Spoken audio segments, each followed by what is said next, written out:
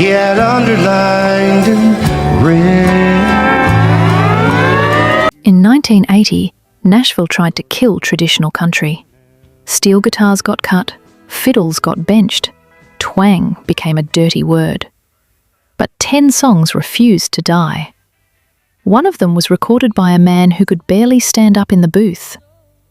This is how traditional country survived. Chocolate pie, her mama was in the kitchen cutting chicken up to fry. Number 10. Dwight Yoakam, Honky-Tonk Man, 1986.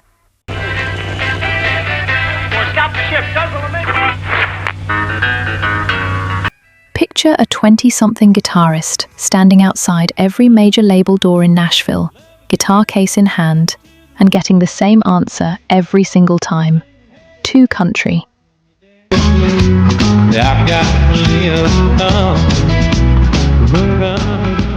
That was Dwight Yoakam in the early 1980s. He wasn't chasing a sound Nashville wanted. He was chasing the sound Nashville had just spent years trying to bury.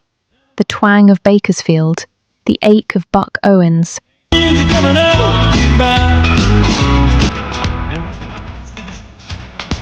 The raw honky-tonk grit that countrypolitan producers considered box office poison. So Yoakam did something almost nobody in country music had done before. He stopped knocking on Nashville's door entirely.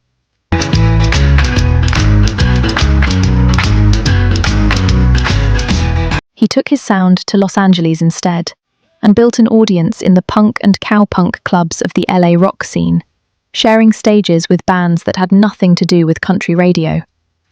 By 1986,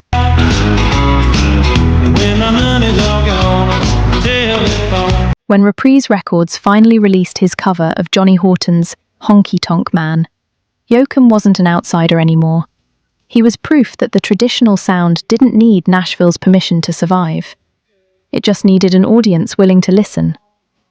Here's the irony almost nobody talks about.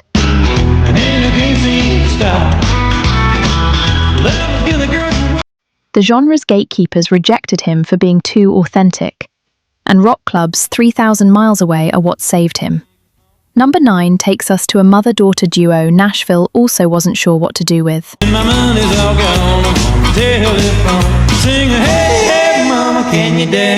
Number 9, the Juds. Mama, He's Crazy, 1983. Mama, I found someone. A single mother working as a nurse, her teenage daughter, a cassette tape passed along almost by accident to an RCA executive. That's the origin story of the Juds. And must be out of his mind. Naomi and Winona. And it sounds too simple to be true. But it's exactly how their debut single found its way onto the desk of the label that would sign them. Mama, He's Crazy arrived in 1983, stripped almost completely bare. Been so loved. He beats all I have. No string sections, no slick production gloss, just harmony, acoustic instrumentation, and 2 voices that sounded like they'd grown up in the same kitchen, because they had.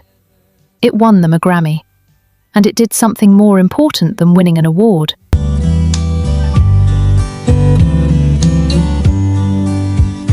It proved that in the middle of the industry's crossover push, a record built on simplicity and family harmony could still go all the way to number 1. But the real twist is what it meant for who got to be a country star. Before the Juds, He thinks I own the moon and stars. mainstream country was still dominated by solo acts and traditional family bands built around a patriarch. A mother-daughter duo with almost no instrumentation behind them wasn't supposed to work. Well, there are men, but one's like you. It didn't just survive the pop country era, it kicked a door open that stayed open. Number 8 is a song that sounded like a throwback, and somehow became one of the biggest pop crossover hits of the decade anyway. And in my life is where he said. Number 8, John Anderson, Swingin', 1983. There's a little girl in our neighborhood. Imagine pitching this to a radio executive in 1983. A song about a teenager swinging on a porch swing, sung in a voice that sounds like it was beamed in from a 1950s Lefty Frizzell session. That's swingin'. Yeah, just a swing. And by every rule the industry had written for itself that year, it shouldn't have worked. John Anderson had one of the most old-fashioned voices in Nashville. A drawling, hiccuping delivery that traditionalists loved.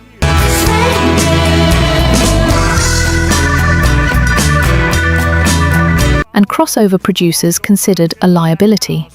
He wasn't smoothing anything out. If anything, he was leaning harder into it.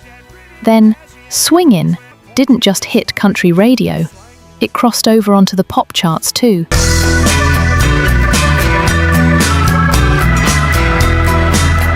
And the Country Music Association named it Single of the Year.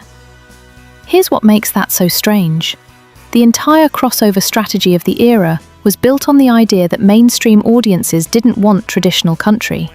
Has been since the spring. I just can't believe it started on a front porch in a swing. And then one of the most unapologetically traditional-sounding singers in Nashville handed them a song they couldn't stop playing.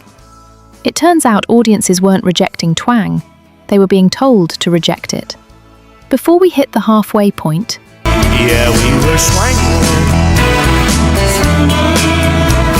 if stories like this are the reason you watch country music history come alive, instead of just reading it off a Wikipedia page, this is exactly what we do every week on Retrovibes. Hit subscribe, because keeping these stories alive is the whole point of this channel. Porch in a swing, just a swing. Number 7 brings in the man historians point to as the single most important figure in bringing traditional instrumentation back to the mainstream.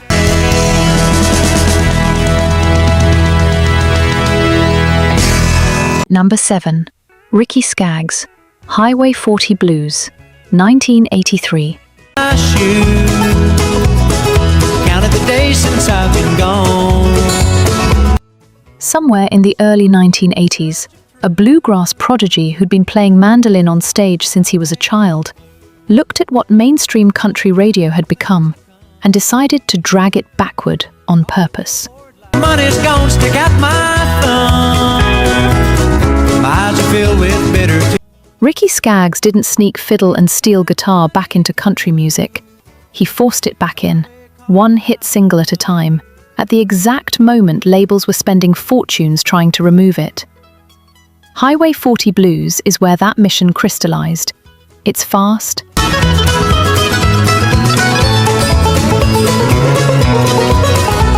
it's built on bluegrass bones, and it sounds almost nothing like what was topping the charts around it. Nashville historians now credit Scaggs as the central architect of what became known as the neo-traditionalist movement.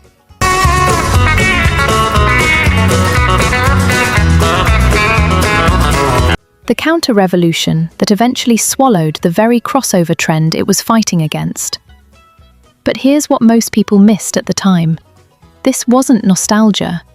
Scaggs wasn't recreating the past.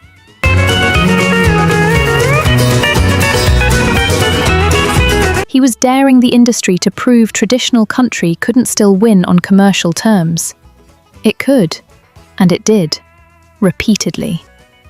Number 6 is the debut single of a singer nobody yet knew would become the genre's biggest torchbearer for the next 4 decades. But none of them could make me stay.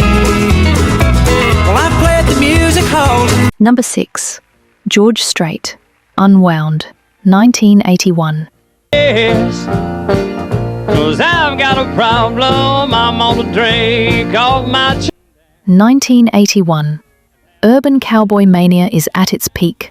Mechanical bulls are packing nightclubs. Country radio is chasing a slicker, more polished, more pop-friendly sound than it's ever chased before. My finger just come unwound. And into that exact climate walks a quiet, unassuming Texas rancher with a debut single that sounds like it wandered in from 1962. Unwound is pure honky-tonk shuffle, fiddle, steel guitar, a western swing backbone. She caught me in a lie, and I was messing around. It's the opposite of everything the crossover playbook said should be working. George Strait wasn't trying to reinvent country music. That was the entire point. He was trying to remind everyone what it already was. And here's the twist nobody saw coming in 1981. Kick me out of the house, and tonight I'm whiskey bound. This quiet debut single from an unknown Texan would end up launching one of the longest, most decorated careers in the genre's history, built almost entirely on refusing to change. While the industry bet everything on chasing pop audiences, George Strait bet on the audience that never left. Come on, wow. And that woman had a head wrapped around my finger. Number 5 takes us to a singer the label almost turned into someone she wasn't.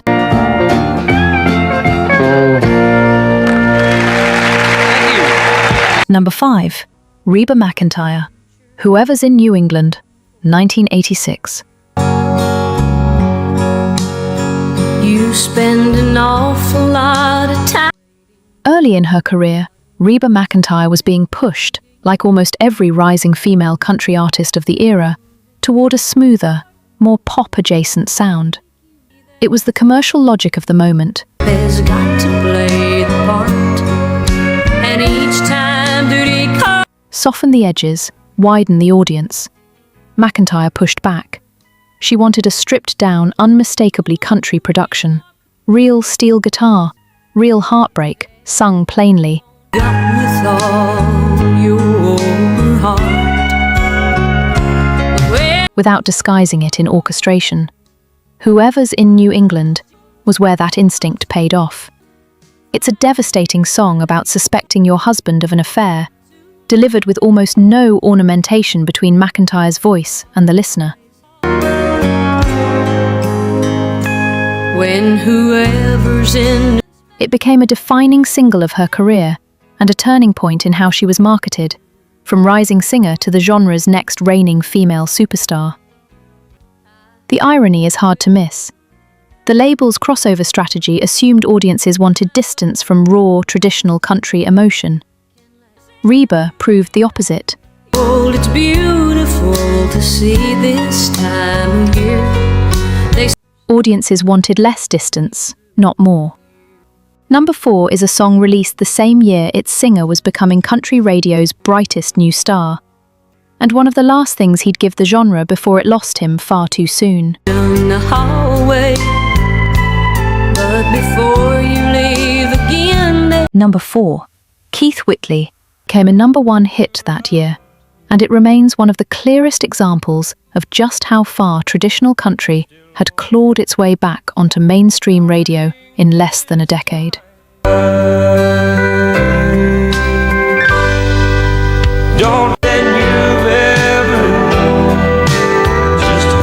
Don't Close Your Eyes wasn't written as a memorial. Traditional country still had a future.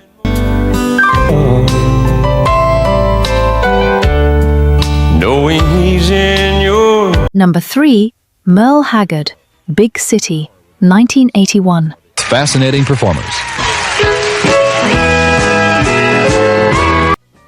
While Urban Cowboy was reshaping country music into something built for city dance floors and pop crossover appeal, Merle Haggard was doing something almost defiant. dirty old sidewalk. Think I'll walk. He kept making the same kind of record he'd always made. Big City is outlaw country to its bones. Weary, plain-spoken, built on a working man's exhaustion with modern life. Coming to me. And It hit number 1 in 1981, right in the teeth of the crossover era, without bending an inch toward what was supposedly working commercially. Here's the deeper irony. Haggard had already spent the 1970s loose and set me free. as one of the architects of the outlaw movement, a rebellion against Nashville's polish. Now, a decade later, he was fighting the exact same fight all over again, just against a different kind of polish.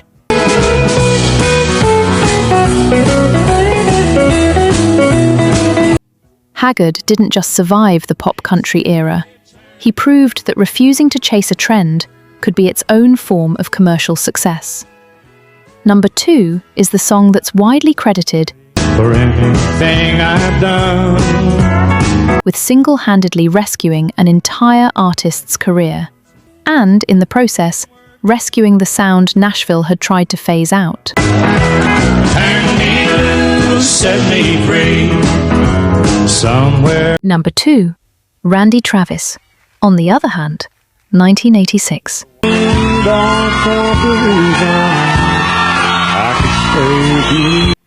By the mid-1980s, Randy Travis was running out of chances. His label, Warner Brothers, was reportedly uncertain whether his deeply traditional, unmistakably twangy voice There's no reason why. had any commercial future left in the pop-leaning landscape of contemporary country radio. His debut single, On the Other Hand, was released in 1986 and initially struggled. To remind me of someone. Then something happened that almost never happens in the music industry: a re-release. Radio and audiences gave it a second chance, and this time it went all the way to number 1. Alongside 1982, it helped launch his debut album, Storms of Life, I feel the passions. into one of the fastest-selling debuts in country music history. This wasn't just a hit song, it was proof of concept. It told every label in Nashville that the audience for classic, When I looked into your eyes, unfiltered, 3 chords and the truth country hadn't disappeared. It had just been waiting to be given the choice again. Randy Travis didn't just save his own career with this song. I've got to hand it to you. He helped save the entire commercial argument for traditional country music, right as the genre was being told that sound was dead. And that brings us to number 1, the song that didn't just survive the crossover era. Would not understand. It became the standard every traditional country song since has been measured against. And it almost didn't get finished at all. You're the reason I must go is on. Number 1, George Jones. He Stopped Loving Her Today, 1980. I watch the years pass slowly by. 1980. The same year Urban Cowboy hit theaters and country radio began its hard turn toward pop polish. Producer Billy Sherrill and songwriters Bobby Braddock and Curly Putman handed George Jones a ballad about a man who finally, mercifully, stops loving someone because he's died. Love letters by his bed. It should have been simple. It wasn't. George Jones was, at that point in his life, deep in the grip of addiction. So unreliable in the studio 62. that sessions for this single song stretched out over an extended period, with Sherrill reportedly having to work around Jones's condition just to get a usable vocal take. But I didn't. There's a reason Jones himself, by his own later admission, didn't initially believe the song would work. It's slow, it's somber,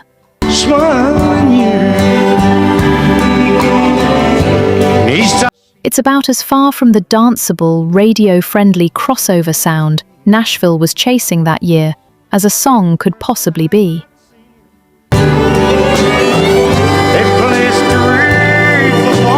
And then it was released.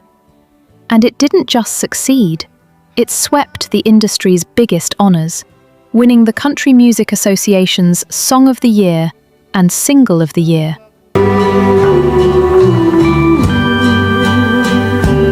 Along with a Grammy for George Jones's vocal performance. In the decades since, He Stopped Loving Her Today has been repeatedly named by critics, by fellow songwriters, by the industry itself, as the greatest country song ever recorded.